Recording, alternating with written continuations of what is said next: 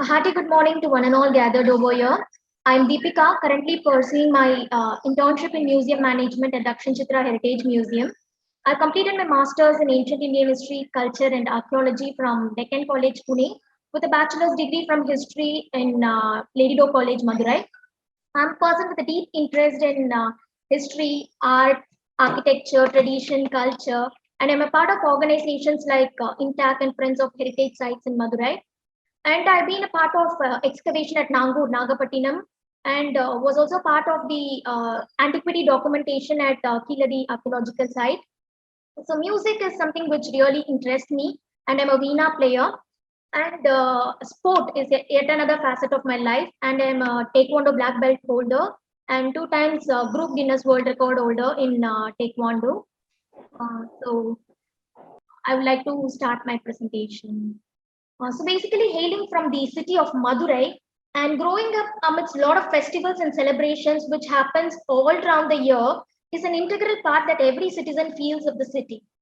For me, the most interesting element of the festival are the Vahanas. There might be so many things which goes with the festivals, but a very interesting element is Vahana for me.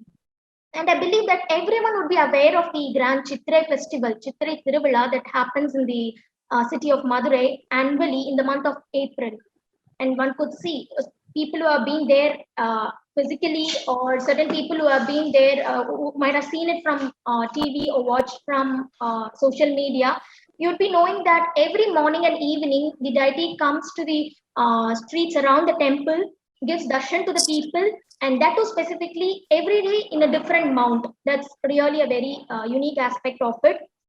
And then he goes around the Chitrai and Masi streets in different mounts for nearly 2 weeks, for the 2 weeks, it sprawls for the 2 weeks. And the beauty, majesticity, grandeur, and the massiveness of the Vahanas is something that has always drawn me towards knowing more about it and to know about the deeper and finer aspects as well.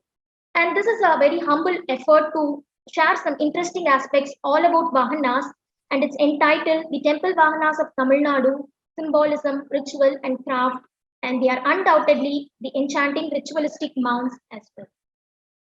So in the very first slide, I've added the image of Kailasa Vahana or Kailas Vahana. So this, the basic reason for is to give a very powerful and a bold start, and that's the reason I've added the Kailasa Vahanam in my first slide. And this picture was clicked by the photographer at DakshinaChitra, Ms. Rekha Vijayashankar, and I'm thankful to her for providing me with a lot of photos which has helped in this presentation. And here you could see the Ravana, the king of Lanka, is lifting the entire Kailasa mountain. Sometimes we would be having the background of the mountain as such with saints or with the Bhutaganas, but mostly with time we could rarely find the mountain like background for it, but just the Ravana alone we can see. And we have a lot of references about this particular incident of Ravana lifting the Kailasa in Puranas, Kamba Ramayana, and in the Uttarakanda of Valmiki Ramayana, and from the verses of Devaram also. In the Uttarakanda of Ramayana, we could find a very interesting story about the entire, which narrates the entire incident. So we all know he is a 10-headed person with 20 hands, and he is a great person who has achieved a lot of glory. And one particular thing on his crown is the defeat and the looting of Alaka, which is a city of his stepbrother and the god of wealth Kubera. So after the victory, when Ravana was going in his Pushpaka Vimanam right back from the city to his country, Lanka, and he spotted a very beautiful place, but unfortunately he couldn't cross over it. So he was very perplexed, like why this particular spot I can't cross it. And then he met Nandi, who guards the Kailasa, who is a like just like a gatekeeper. And so he asked him. He told that this is a place, Kailasa is where Shiva and Parvati reside, so you can't cross over it. That's what he told, and then Ravana was getting angry, like how you can say this? Why can't I cross? So we'll be knowing about a short temperness also. So then he got angry, and we see Nandi cursing him that you would be killed by monkeys. So this is how we can find a relation with what happens to his end in the Ramayana also. So then we could find the Ravana, Nandi cursed him. After Nandi cursing him, We could find Ravana lifting the entire Kailasa with all his power and might, with using his 20 hands. He tried lifting the entire Kailasa mountain, and the entire thing started trembling. And you can find Parvati was naturally very frightened. And then Shiva knew who was the person behind it, and then he didn't do anything. Just he tapped his toe, the big toe along. He pressed it, and then the entire mountain was beneath Ravana. So he had to bear the thing, and he gave a loud cry. So for thousands of years, we could see in the literature telling that he was trapped beneath it, and he was singing praises in praise of Lord Shiva. He was singing a lot of hymns. So finally, the god was moved and gave him the invincible sword. But in the Tamil traditions, we have another aspect that he made a veena. So over here, you could see when you count the heads, there are 9 heads only. One head is balancing the veena, which is there in his hand, and then is all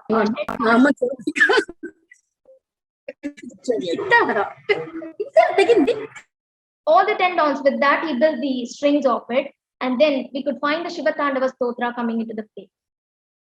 So this is how the flow of the talk will be basically about the Vahanas, the divine carriers, and about the purpose of the Vahanas, certain literary references which will speak about the Vahanas and about the how the Vahanas are made. So here I will be focusing about the 4 main Vahanas, the Garuda, Nandi, Mushaka, and Mayura. And when it comes to the craft, few people who are the makers of the Vahana and what we have in the DakshinaChitra Museum and conclusion. So the term Vahana, so basically starting with the concept, we would be knowing about the etymology or the origin of the word. So it derives from a Sanskrit word where the root term is va, which means a mount or a vehicle. So literally it means something which carries or pulls or bears any medium which basically bears something. So we would be knowing about the in Hindu pantheon, everyone would be knowing about, like, we have so many gods and goddesses, and all the gods and goddesses have something, one aspect in common, that they all have a mount or a vahana. Be it can be an animal or a bird, or it can be a mythical creature like Yali or Ganda Perunda, or it can be like a composite element, and and sometimes some demigods like even the asuras also. These all can be a mount or a vehicle.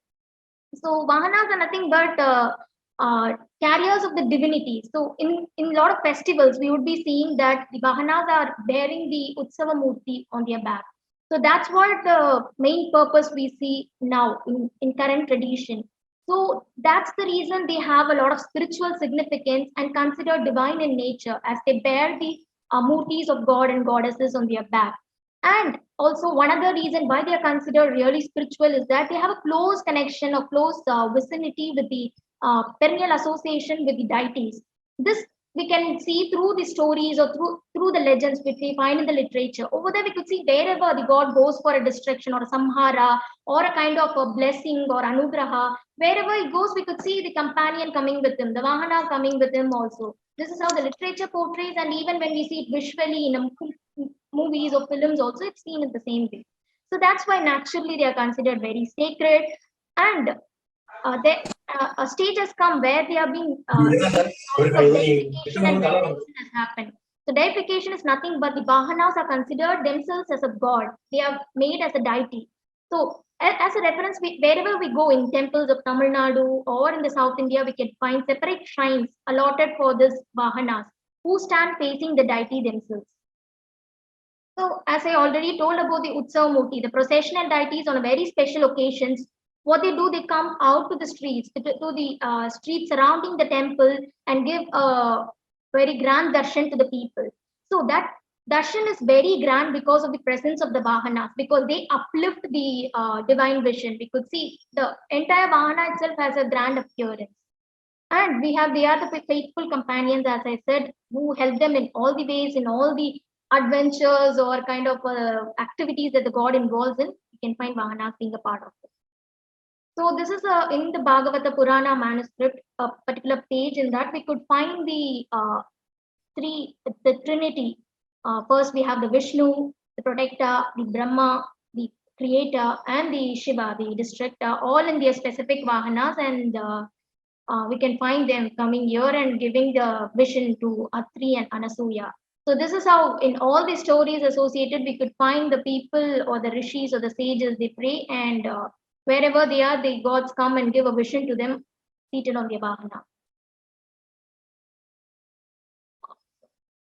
So if we see to the purpose, like I have given in two ways. First, related to the literature, how the purpose are mentioned, and in the other way, how we see them currently. So, Vahanas are nothing but, as I said, the divine carriers, and they are also equivalently embedded with a lot of symbolic meaning. So, the Vahanas, one purpose of it is each god would be having a lot of symbolism or a lot of power, or they would be associated with one specific aspect. Similarly, the Vahanas also enhance the status and strength of the deities. For example, like how I said, like I have given a example of how Indra, the Devendra, the gods of gods, his Vahana is Airavata, which is a massive and a huge elephant which has four tusks. So this gives adds on strength to Indra, like making him a very powerful person, making him project as a very powerful and a majestic and a very fearsome deity. So the Vahana adds on to his personality, and also they act as a link. The Vahanas or the mount also acts as a link in giving an insight about the quality of the god also. So Durga having her Vahana as a lion, it shows about a fierceness and the destructive power as well. And when we see of the horses, which gives the swift rides for the Vayu. So all this, it shows that Vayu is a very person with a lot of swiftness, and Ma Durga with the tiger shows her the fierceness. So all these aspects are highlighted. The personality is also given through the Vahanas. So in Vedic literature, when we see mostly when the god wants to travel from one world to the other, from the Devaloka to the Kailaya Loka, or from one particular Devaloka to the Bhuloka, for all this movement, as a mode for the travel and mobility, the Vahanas have been helpful. And whenever they want to pay a visit to their devotees or other divinities or the other gods and goddesses, we find them traveling in their Vahanas. And sacrifices which are performed in the earth, in the Bhuloka, are mainly to pacify the gods or give some kind of uh, reverence to the gods in the upper world. And so these sacrifices, they believe that they perform, and the gods would themselves would descend to the earth and take it up from them. So for descending to the earth at the time, we find them coming in the Vahanas and as an important medium to carry out all their duties like Samhara or Anugraha, everything. And also they have been a lot of help in the battlefields. Everywhere it's like they have been seated on the Vahana and engaged in the warfare. So in that way, it has been helpful. And for establishing the dharma, the battle itself is mostly whatever we see, it's to completely kill all the negativity and arrogance and all these aspects. So that itself shows the upliftment or re-establishment of dharma. So in all this way, the Vahanas have been helpful. So what we find now currently, the following purpose is like, definitely, I find Vahanas as a role model, as an aspect of role model for of loyalty and devotion. The kind of loyalty they have towards their specific god is something really commendable, is what I see. And these Vahanas, when it comes with the divinity, it shows a kind of a coexistence of all the faunal, floral world with the god.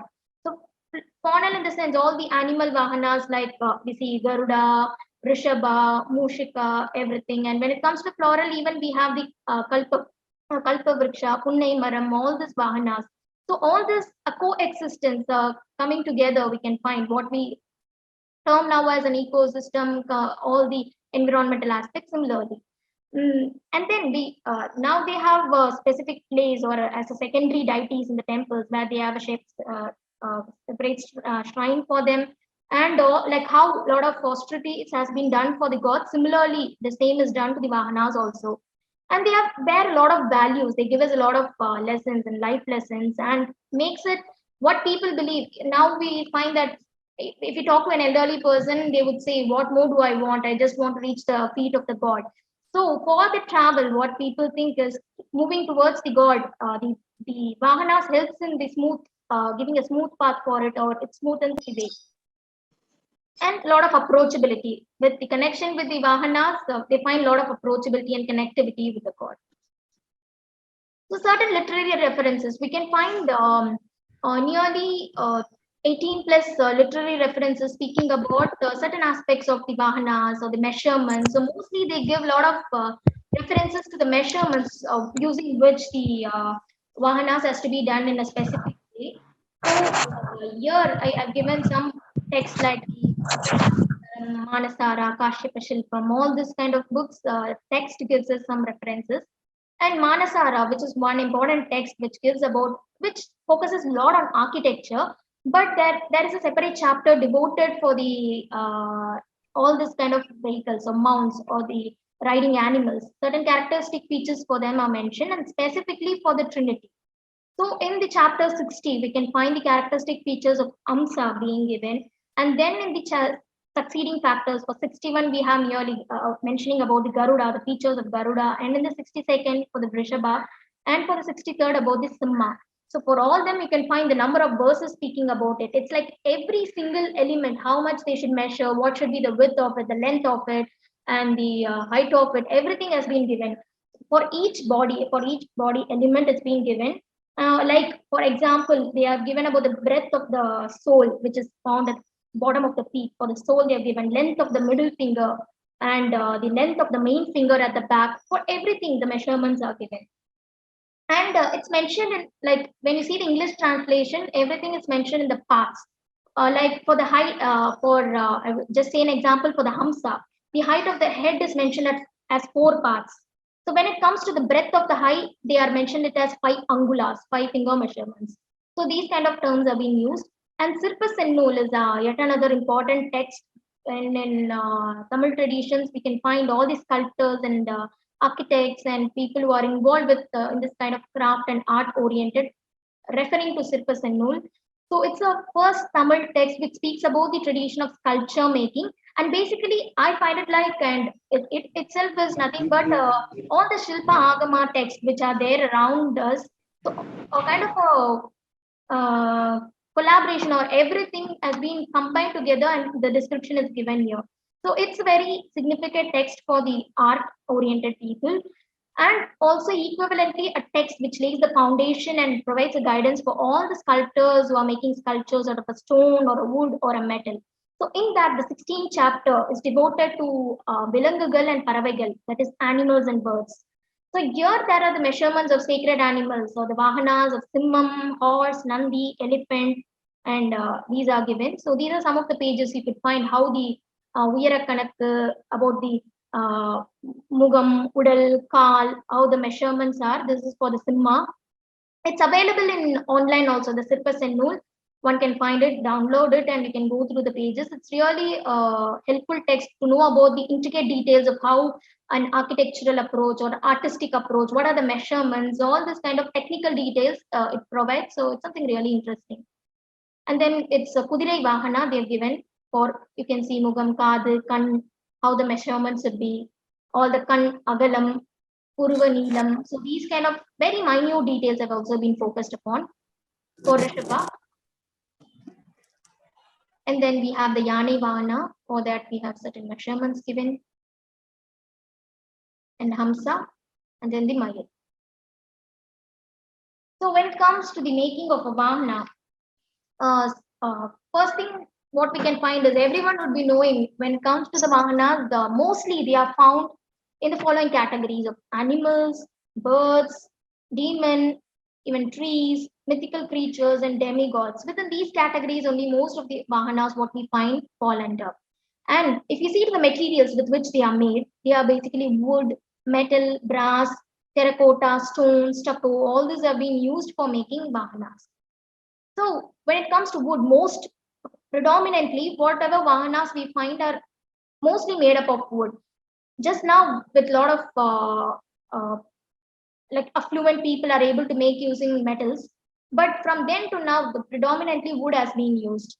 So the wood which is chosen for making Vahana should be really strong. So that is a natural requirement. It should be strong because it has to withstand the weight of the god, or it has to withstand the time also. And then it should be equivalently withstanding the heat, rain, everything. So the Vahana, the main purpose is it's not just it's made and it goes into the temple, not like that. It goes outside carrying in the procession, and then it should be smooth to carve and work with. So basically, it shouldn't have a lot of fiber content or like that. It shouldn't be it should be very smooth. That's another specification of how the wood we choose for making Vahana should be. And then it should not be very tight, but at the same time, it should be strong. So in Tamil, it was mentioned as valimaya irukano, kadumaya irukakudadu. So that's how the wood should be. And then in the days back then, we find these kind of wood being used for making the Vahanas, Iluppai, Semmare, Iruli, Al, Puvarasu, Nuna, all this were used back then. These were used as an individually, just one tree, one particular wood was used, or else a mixture of woods were also used. But now, if you are making a Vahana, if a particular person wants to make a Vahana and give it to the temple, first primary aspect what comes into the play is the financial consideration of the sponsor. That's the main priority. So with time, these kind of woods are being used for making the Vahana. Basically, the Maavilangu, Karungali, Atti, jackfruit. Atti is very commonly used. When I spoke to certain makers of Vahana, I could find them using Atti predominantly. So that is because they say it as in Tamil, paal vadiyakuriya maram. Adinal adu romba punyama, it's very pure. So they ooze sap. So that's why they find it very pure and easy to carve also. At the same time, lightweight, which is also equally important because mostly it's human barriers carrying the Vahana itself. And naturally, people who could afford use sandalwood, teak, all this kind of varieties of wood. Then then next aspect is okay. One we'll come into a consideration that the wood has been chosen. So where from where the wood has to be sourced. So while choosing the tree which has to be cut and which cannot be cut, certain parameters they use. So the trees that cannot be cut are basically which grows on the roadside or near a temple or located in an important part of the village or near the cremation ground or the trees there where the birds and animals have a nesting spot, something which is having a lot of infections or a lot of insects, and something which is struck by the lightning. These kind of wood are not to be taken, is what has been mentioned. And then the next thing is like once you have chosen the particular wood which is favorable to you and you have sourced it from an area where all this kind of things are not present next to it, finally a particular date is fixed according to the sponsor when it has to be cut. So before cutting it, they would do a small check of the consistency of the sap, and the sap which comes out of it, oozes out of it, should be really clear and it should not be red colored or some discoloration should not be there. And when it is being cut, it should fall towards the east. I don't know to what extent we see all these things now, but it was back then followed very rigorously. Then after getting the wood, sourcing the wood, it's dried and it's treated, and all kind of treatment has to be done before making it into giving it a shape. Then the size of the Vahana is determined by the size of the Utsava Murti. That's really important, and also the sponsor's financial constraint when it comes to current scenario. And then the logs are cut into the required parts to reduce wastage. So mostly how they do is not on a huge log of tree, they don't make the Vahana as such. They make the parts separately and fix it together in order to reduce the wastage of the wood. That's what they say.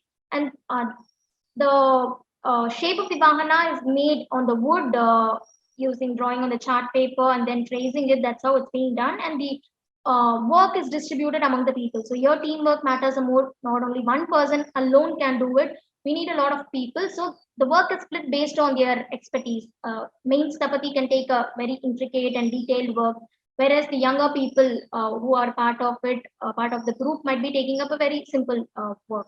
And then after making each part, they are clubbed together using a metal support or a wooden support. And then the entire Vahana, once the support is given, the next step is taking it and mounting it on a wooden base. So that wooden base would be placed on the kind of bamboo logs or something like that. And when people have to carry, they do like that. So then naturally, when it's done and everything is set, sometimes there might be some problem of small cracks or in the joints that would be left out and it will be showing obviously. So that would be covered with a layer of chalk powder and adhesive mixture. So this is being used. And then finally, the final touch is giving it a bright color. What we see, I find this as a very significant part because if at all it was in a wood, that would give a different approach, just the raw color without anything, natural color itself. But when we give a lot of color to it, that adds the beauty to it. And we can find it was initially natural dye, but now we have a lot of oil and enamel paints being used. And with time, we can find people using a lot of mirror work or colored glasses, and some sheets, like metal sheets, have also been used on top of it. And then trial run is conducted. Naturally, when we are giving it to the temple or before the procession, that has to be done. Whether everything is fine, it has to be checked. And the stapati, finally, it's the final element. Drawing an eye is a very important part, opening the eye. So that's done very ceremoniously. And if everything is fine, it's totally fine, means they would give it as a property to the temple and taken out during the time of festivals. Other times, it will be placed in a space allocated for it. If we see to certain Vahanas, I would like to start with Garuda. So Garuda, it's mentioned in the literature and the Vedas as such, being associated with Indra, Sun, and Vishnu, because in a lot of myths and legends, when they speak about the birth of Garuda or how he was, everything, when he came hatched out of the egg, basically he emitted a lot of light, so people mistook him as Sun also. So that's why his connection with Sun, and then naturally he is the mount of Vishnu, so he has been connected with that. Garuda himself is a person who soars in the sky. Naturally, he like flies at a very top level. So he is like a master of the entire sky. And in the Taittiriya Aranyaka is where we can find him being addressed as Garuda. The description of the Garuda himself is being given in literature as someone is Suvarna Kaya, which is a gold body because of his color, the entire color he has, and as the Lord of Sky, how I said, Gaganeshwara, and Kageshwara, Lord of the birds. So, because of his might and the majesticity, he is addressed as Lord of the birds. And naturally, the devourer of the snakes, we know he consumes snakes, and so Uragashana, so he mentioned like that. In our tradition, we given him a term in Tamil tradition. He's been addressed as Periya Tiruvadi, that is the older bearer of the sacred feet of Vishnu. So we can find him in the flag of the Vishnu, and he is the senior most. The Chinna Tiruvadi, we say it as Hanuman. So Garuda is generally portrayed as a protector. He is considered as a protector of people, and because of his nature, we can find him moving swiftly and traveling swiftly from one place to another, and always vigilant. That's his characteristics, and he symbolizes the same also. In Shilparatna Sri Tattvanidhi, these texts we can find about the iconographical description of Garuda, where he said that he's found with 4 hands or 2 hands, and sometimes even the 8 hands also. So basically, he has a kalasa of nectar, where he has a nectar in his hand, and sometimes he is seen with a snake, and the front 2 hands will be in the Anjali Asta, that is in a prayer posture. If in 8 hands, other weapons, like even sometimes he has the chakra, everything also he has in the hands, is what the iconographical detail speaks about. When you see about the myth behind this thing, how he came into the world, it's about there were two women, Kadru and Vinata. They were daughters of Daksha and were the wives of Kashyapa Rishi also. So while Kashyap Rishi gave them a boon that you can choose if you want 1,000 children or just 2 children. So Kadru chose to have 1,000 children, and Vinata chose for 2 children. So Kadru's children are the Nagas, the 1,000 were the Nagas, and the 2 children of Vinata are the Aruna and Garuda. Aruna is the charioteer of Surya, and Garuda is the whom we are seeing about. After the Nagas came into the world, Vinita had a kind of a haze that still a eggs didn't hatch. So out of emergency, she broke open one of the egg, and we can find Aruna coming into the world, but with a lot of disformity. He doesn't have legs or something like that. So and then he becomes the charioteer of Surya, and then he curses his mother, telling, "It's because of your this state of hasteness, I'm being born like that, and then you would be slave to the co-mother, that is Kadru. She would be a slave to her," is what he curses. And then she gives time for Garuda coming into the world. She gives a specific time. And then it's the Garuda who saves her from the clutches of Kadru by bringing the thing of nectar to the Nagas. But when the nectar comes from the Indraloka, naturally there'll be a lot of dispute that it would be mishandled and the Nagas will become powerful. All this kind of things would be running in the god's mind. So, but he gives the Kalasa to him, but Indra then comes back and takes the kalasa. Instead, he puts the a particular grass which is very sharp, and it's like slits the tongue of snakes. So that's why they believe they have a split tongue. And then we could find Indra like what's it, praising Garuda, telling you are although you have to carry the nectar pot, you didn't consume anything from it. So he blessed him, saying, "You will be having snakes as your food." That's how he blesses him. And Vishnu taking him as a Vahana also. And then Garuda told him, "I want to be on above you also." That's how he finds the flag of the Vishnu. So Rishabha Nandi is Vahana. We all know about it. So Shiva's Vahana, the bull, and it symbolizes his strength. When you see the Nandi himself, if you see the image, also see how it shows it gives the feel of a power or strength and a divine authority, because he is the senior most or the head of all the ganas over there. Also, he leads them also, and a gentle and humble worker. When it comes to the god, he is very gentle and does whatever he says. At the same time, when it comes to the reality how the bull is, it's a very hard worker also. So the color of it, it symbolizes nothingness at the time of destruction. So being associated with Shiva, who destroyed the entire world, so after the destruction there will be just nothing. So that nothingness is symbolized as white, and so it's the color also relates to the same. And Nandi means happy. So yeah, certain things which I tell about him is something I find him as a really very happy person also. Other than being a Vahana, there are certain things which shows him as a very happy person also. And he's the chief of Shiva's attendants or Ganas, and is fond of music. So that's what I told. One happy element of Nandi, other than being the Vahana of Shiva, is when we find Shiva in his dancing form as a Nataraja, Nandi playing Mridangam. So this shows his happy approach, as well as it gives another feel of the companionship which he has with Nandi. This I find mostly prevalent only among Nandi and Shiva, because none of them, I can't say none of them, but most of them will have a very formal relationship, is what I feel. When it comes to Nandi and Shiva, it's like something a very informal relationship, very friendly relationship. And certain times, if we see, there's a one particular form of Shiva where he's seen with Rishabha with his hand over or going around Rishabha, and very friendly posture, standing next to him, reclining on him, and we can find him during the form of Nataraja. And in all the family picture, whatever we see now currently, we can find the Nandi's presence in it. When it's shown with the entire family with Shiva, Parvati, Ganesha, and Muruga, we can find the presence of him also. So that's really something a very nice aspect about it. So there's a Nandi and Adhikara Nandi, so two different things. So Nandi, we can find him standing on four legs, resting on four legs, and we can find in this kind of depictions of Nandis, there are some yalis also depicted on the body of the Nandi. So certain yali kind of elements are being made on the metal. And if you see the Adhikara Nandi has a body of a human, and the foreleg is kind of it's raised, and the back leg is seen fitting on the Vahana. So this is how the Adhikara Nandi is. It's differentiated. So these pictures were clicked by our photographer, Ms. Rekha Vijayashan. So when it comes to Mushaka, so Mushaka is the Vahana of Lord Ganesha, and he symbolizes the speed and the sharpness.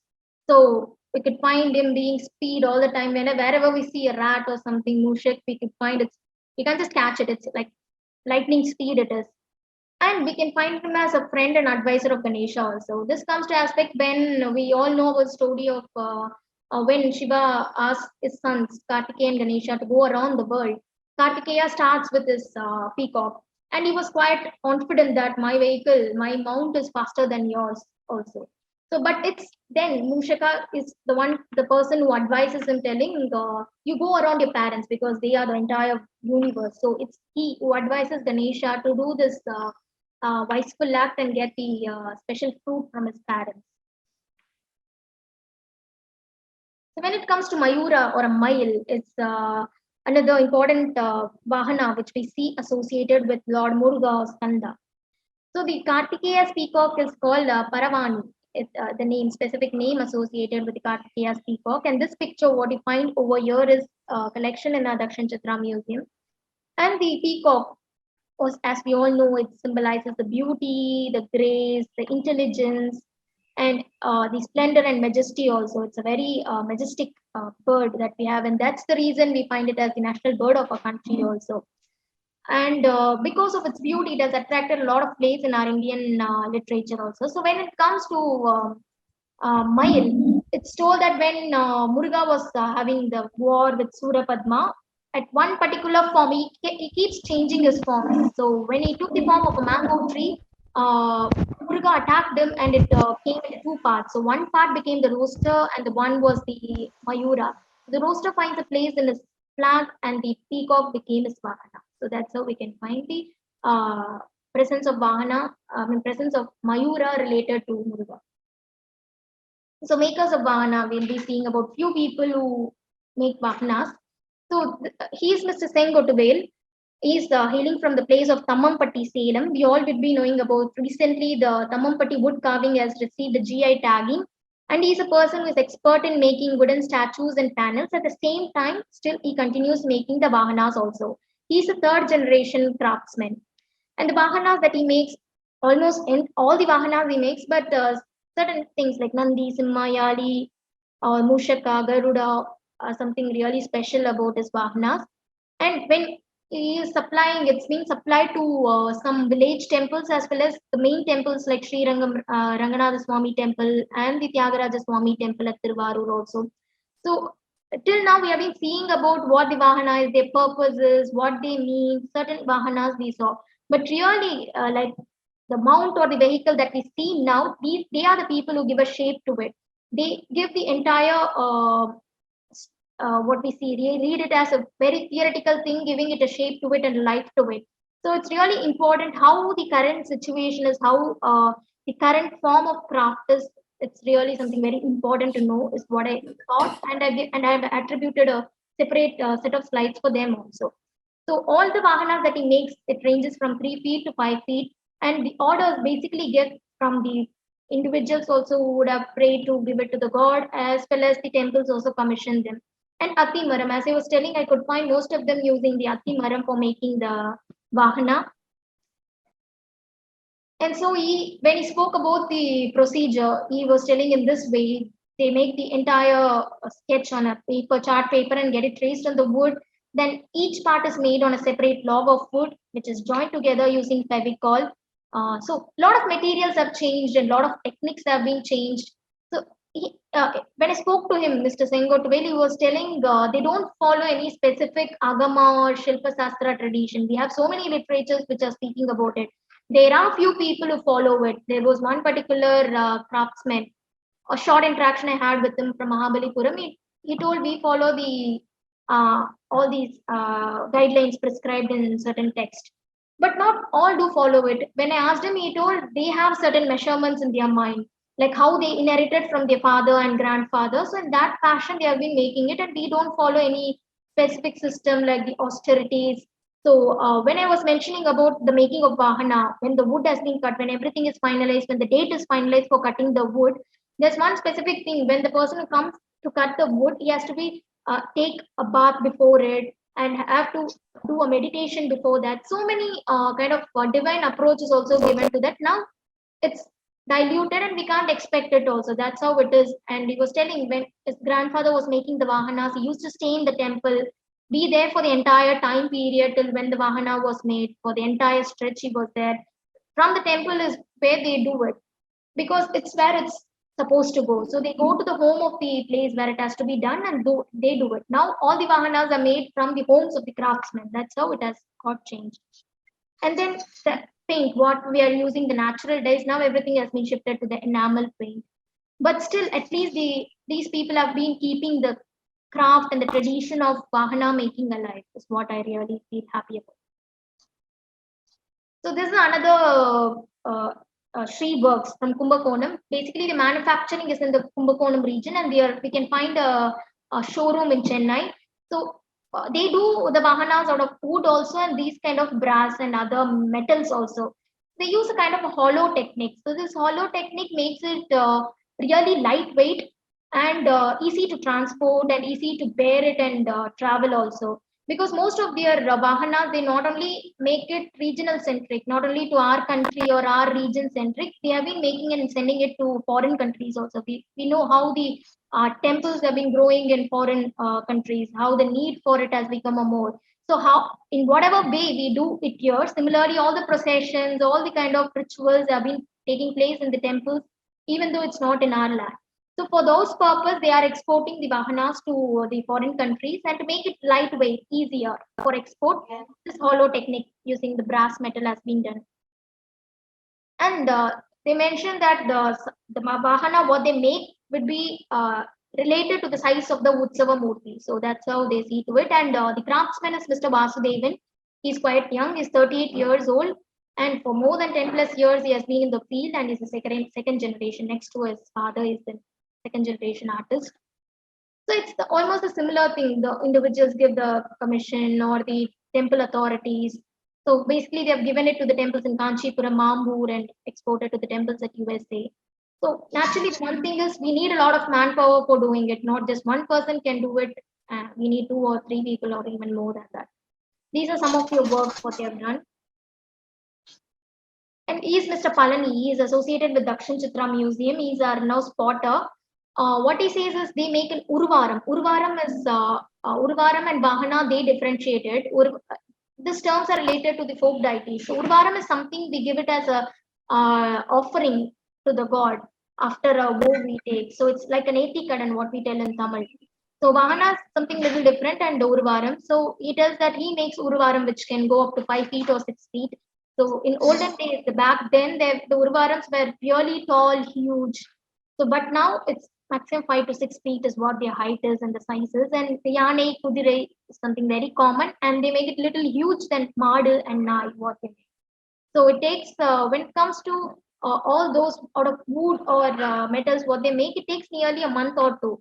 But here he says that very easily in 2 days he can make the Urvaram, and just 10 more days to dry it.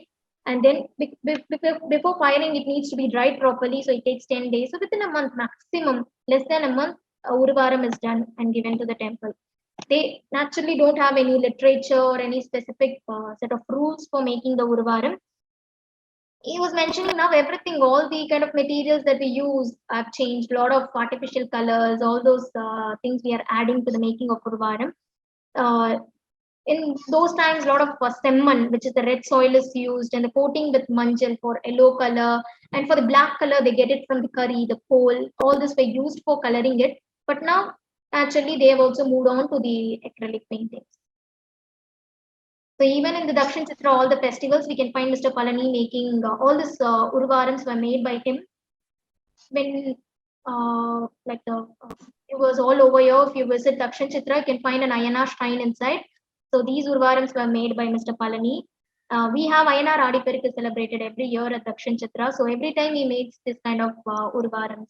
So this is at his native at Varavur, Viriyanepatti, Pudukkottai. He and the family is associated, made these kind of Urvarams. And then we have one contemporary approach is something which I wanted to give. A person who makes in wood, a person who makes in metal, someone who's giving that folk approach and the traditional approach. And now it's I want to speak about Mr. Narendra Babu. He's an artist, and he has a studio of his own called Dream Studio. So if you see the work, you can see the work. So these kind of vahanas he makes, it's not for the temple, it's more like a tabletop. So something just to have a representation of Vahana if we want to have with us, because the huge Vahanas we can carry to our homes or something, we can't possess it. So something having a small replication of it gives a kind of a joy. Like we also have a small possession of the Vahanas.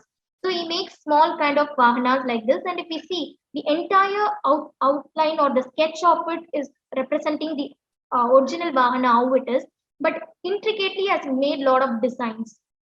He has added his own creativity. But I feel these creativity also, which goes hand in hand with the Vahana also, they represent the fauna, flora, everything is something almost common. So he has used a lot of the natural elements itself for putting it in the decoration of the Vahanas. And so these are some of the sketches of Narendra Babu. When we see inside, you can see how detailing how he has done with a lot of creeper designs, floral designs, and birds, small animals. So this was in the poster. You could have seen this Garuda sketch what he had made. And this is of Hanuman, how a lot of detailing he has done these sketches. So it's something really interesting. He has kept the entire shape of it the same, but he has added his own creative approach to the sketches as well as the thing he makes. So his inspiration, he told, he was born and brought up in Kanchipuram. So naturally, there we can find a lot of temples and festivals all around the year. So Vahanas is a common element when it comes to the procession. One can find the Vahanas. So from the childhood memories, he wanted to relate it with the his artworks, and he finds Vahanas a very pleasing devotional vision. So all this kind of inspirations that he got it from right from his childhood, he wanted to give it an artistic outlook with his own creativity. So some we can have a short look at what are the Vahanas which are found at DakshinaChitra Museum. So the Vahanas over here is one is Garuda. It's made out of wood, and all the Vahanas we have in our collection is found in the Ambur House or the Ambur Religious Gallery, which is found in the Agraharam Street of DakshinaChitra Museum. And one like if we enter the religious gallery, we can find few of these Vahanas placed inside it. So this was the period of the Vahana, which is mentioned, is from 18th century. So when we acquired it, when the authorities acquired it, it was in quite a bad condition. But we have a strong conservation group, and it was back then. It was Mr. Jairaj who conserved it very skillfully and gave it a new facelift. So how you find is it's been given a lot of treatment, and after treating it properly, it's been in display. So you can find it how well finished and how new it looks now. So the another Vahana we have in our collection is of the Moonjur, the mouse. So it was acquired on 2018, but it's believed it was made in 2015 or 16. The period of fabrication is.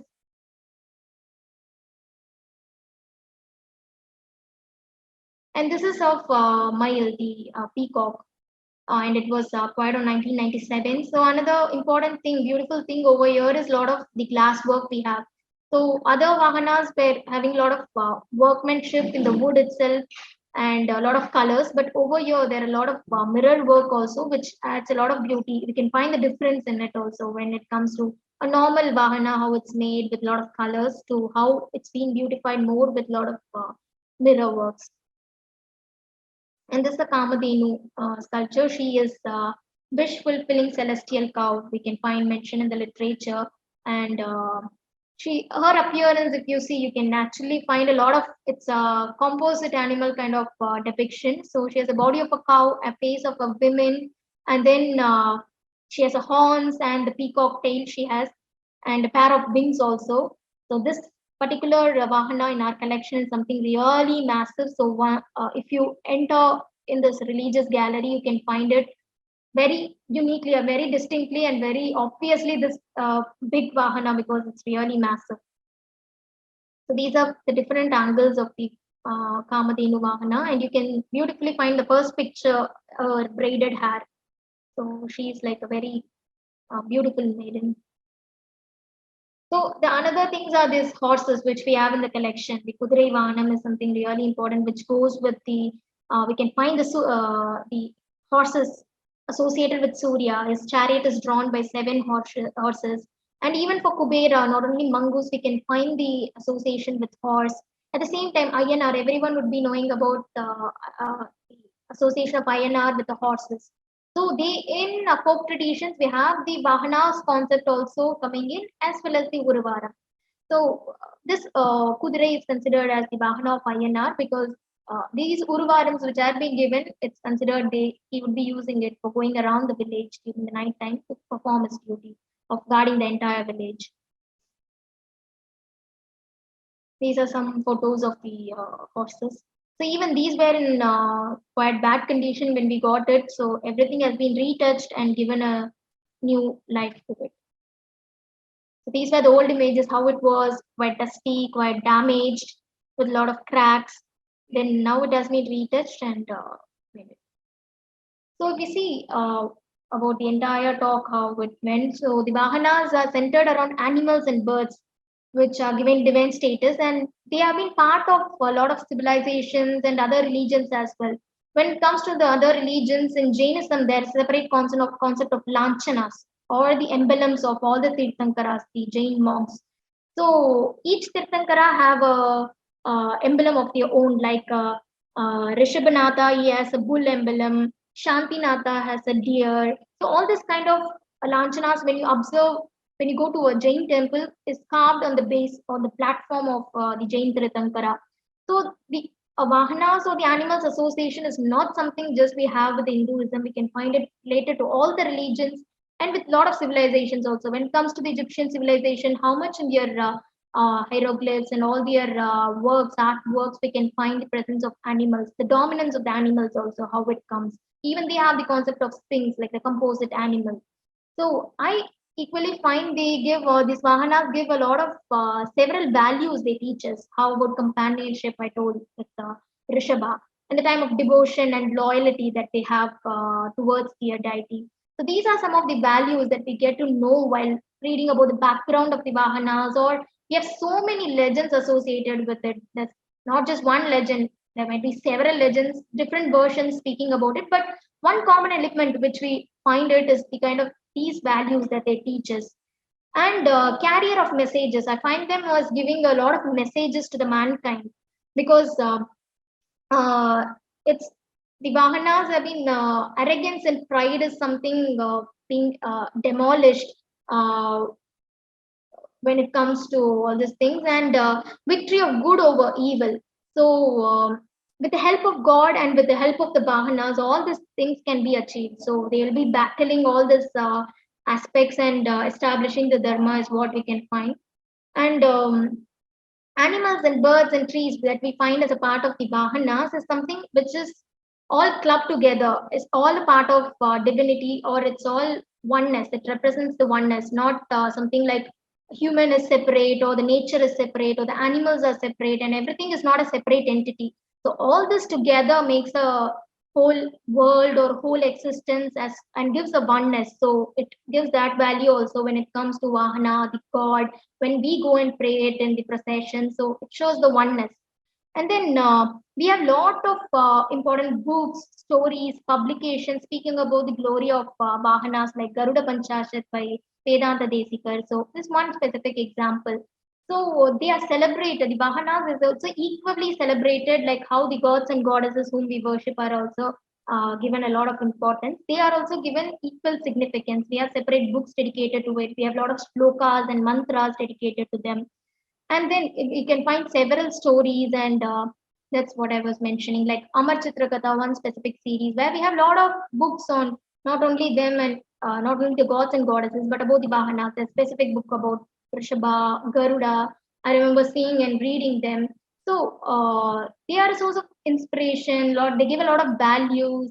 They add a lot of meaning to our entire existence, also telling that they are equivalently important, because now we are in the world where we are moving away from all this without knowing the importance and significance of all the animals and the birds and the nature around us. So that's what a big mistake we do. So this Vahanas, while I was working on one particular thing which struck me, and which kind of learning what I took from preparing for the talk was like, uh, although they are being static, made in a wood or stone or metal in whatever medium, but still they convey a strong message of we have to be have a closeness with everything. So we shouldn't uh, destroy our resources, even they are resources unwantedly. We have to be very careful and judiciously maintain them, have them with ourselves, and these kind of lot of values is what they also refer to. And thank you so much for listening to my talk. And if I don't have any questions, I'm ready. Thank you. Thank you so much. It was very interesting to learn about all the aspects of Vahanas. There's one small thing. Sometimes Vahanas that are not used for, I mean, not acting like a vehicle, like, for example, the Sesha Vahana for Lord Vishnu is like, there is another aspect also, no? It's like associated with that god, but not for movement. Am I right? Or Yes, ma'am. That's also true. We can find him reclining on the Seshavana. So those kind of relations that we have, and what we find in the legends, how they are being shown associated with a lot of animal world and the world of birds. So all this have been tried to be represented in the form of Vahanas. So like how you say it's not something as a movement, but as it's shown having a close association with Shesha, being all the time resting on it. So it's because of the proximity that has been given a lot of significance and is being represented as a Vahana also. Like Seshavana, we can find in all the Brahmotsavam of Vishnu temples. He finds an important place. Yeah. And one more, for Bhairavar, the dog association is there, no? Is there any Vahana like dog depicting the Bhairavar? You are asking about the visual depiction? No. Like, see, Bhairavar has a Vahanam like a dog, no? So is there any real, I mean, really, is there any Vahanam used like a dog? Like, I mean, No, ma'am. No, even as as much as I know, I have not found anything like we have not seen anything physically like Bhairava having a processional deity, Bhairava being taken on the procession along with his Vahana as such. Even I'm not aware of it, but can be there, but there is a possibility that it cannot be there also because mostly they are found in the temples in a separate shrine shown along with dogs. That's how the representation of Bhairava is. But a Vahana, separate Vahana as such has been made for it is even it's a bit doubtful for the movement or for the procession. okay. Thank you. Thank you, ma'am. So these are certain references and books that I referred to, and all these books were really helpful in giving a lot of insight about the various aspects related to Vahanas. And I would like to thank our library department, Indu ma'am, Rekha ma'am, Murli Anna for helping me with getting the books from our library. And Rekha ma'am especially for giving a lot of pictures of the Vahanas from her own collection, what she has documented and what she had the pictures. And to the entire fraternity of DakshinaChitra for giving us a platform like this, giving a public talk and helping us to share our thoughts and views about any specific topics. So I'd like to extend my thanks to them also. And to all the craftsmen, they were like very free and they gave all the answered literally all the questions, whatever they asked. They took a time of their own. So I'm really thankful to them. That's it. There's a question in the chat. I'll just read it out. Yeah. Is there any resemblance between Vahana worship and protecting the ecological entity of our society in ancient times? Like nowadays, we contemplate Wildlife Protection Act, but though Vahana concept, we can exemplify the relevance of fauna in human life. Did you get my question? Yes, ma'am. I'm just reading it once. Okay. So, speaking about protecting the ecological entity of a society in ancient times, it could have been done because in Vedic times, how we have seen cow, it was considered really sacred, and how the possession of a cow was something considered really important, and like how we have an accumulation of wealth or jewels. With that, we evaluate a person at 10. In ancient times, the cow is one specific element I can say how they have preserved it. So. That's one kind of thing how we say about Vahana means now currently we are having a approach of protecting the animals also. So similarly when it comes to the Vahana, like have you asked the ecological protection at the time in our society is because these kind of animals, certain animals like one is cow, how they considered important, it was really an important step they took towards protecting it also and maintaining it also because there have been a lot of feuds and fights in owning a cow. When it comes to Kamadhenu, it's a composite animal, but it basically is a as a background of a cow. So there have been a lot of fights between the Vashishta and a student and Vashishta and another king of owning Kamadhenu or Surabhi or Nandini. All these are considered the celestial cows.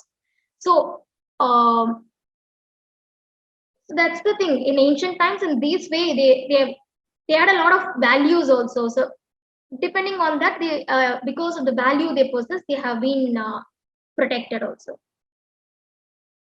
So when it comes to which period the culture of Vahana came into existence or worship, I think the kind of a spark and more vigor it got during the period of Bhakti tradition.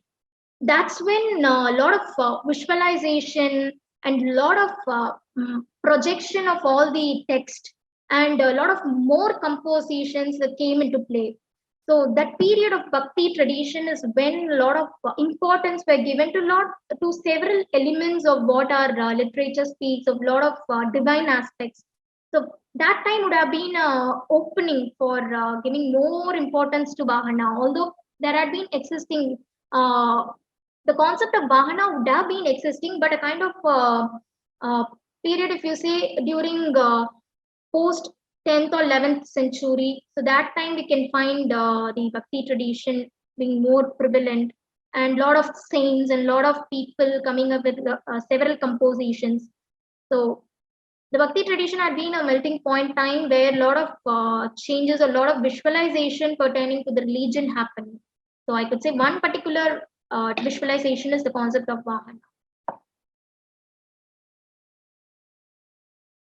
Yeah, just another point I got, like, see, like Vahanas, even vrikshas, thala vrikshas associated with temple, that indirectly it gave a way to see all the living things together. Like, instead of saying a law or act like how we are doing now, because we have to now impose some rule, otherwise the abuse is going in very high numbers, right? But they have embedded into their lifestyle, like the region which has one particular tree which is very predominant is considered as a sthala vriksha of that temple, of that. So the same way, like Vahanas also, like, I mean, they have packed it in a way that everything has its due respect in the ecology, Yes. is what I could. No, that's exactly very true, ma'am. It's not only the element of just God or goddesses or only one particular divinity. All this come into play. All this are having a close relationship with the God for carrying out all the activities or for doing like how we find in the literature. So that's why they too have a very important play and important association with the God. That's very true, ma'am. It's not only the animals, even the trees, what we find as a Scala-vriksha is also. So there was one more about, has it always been wood or any other medium was used? So the metal was also used before. There have been certain inscriptions that have been saying about the Vahanas made using the metals, which were like hollow or something like that. And I heard through certain talks, it was, if I'm not wrong, the Cholama Devi side near Trichy, where there's an inscription which tells about the making of a Rishabha Vahana out of a metal. It's what being told. There can be some references also. Other than that, wood, there have been other metals also being done. And terracotta also, votive offerings have been given from a very long time. So the terracotta is something which has been used for, it's a common man's friendly thing. It's not just a rich person can do it. The other wood or metals is something only they can make use of it. But terracotta is what any human can make use of it. So terracotta also from a long back. Why are Vahanas placed outside the main temple instead of near the deity? So outside the main temple, it can't be said as outside the main temple. It can be tell in the praharas, in the outer praharas. So if you see, basically the Vahana size what we make, they need a lot of space. If we take the Vahana and keep it inside, then none of the people can walk inside and worship the god. So basically, because of the massiveness of the Vahana size, they have been given a separate room for maintenance, and they have been placed there just because of the size and the massiveness they have. But all the Vahanas have a place next to the deity in the form of they are standing exactly opposite to them. The Nandi facing the Shiva, the Garuda has a separate shrine facing the Vishnu, and Simha facing the Durga or Parvati. So all the gods and goddesses have their Vahanas in their main, in the immediate surrounding close to the sanctum also, but the shorter, smaller version of it. But the huge ones naturally have to have a separate location of their own. That's why we can find it placed in the within the temple complex in a separate space for them. Okay, I guess thank you all for logging in a Saturday morning to listen to a talk by our interns, and I hope you come back again because we are having every month there is a talk by one of the intern on topics which are not the same, but all fall under the main aspect of Indian heritage and culture. So hope you guys stay connected with us through our social media and mailers that you can get to know the information about what talks happening on when. And next Saturday we have another talk at the same time. So please do log in and follow us on social media and our website to know what the talks are all about. Thank you.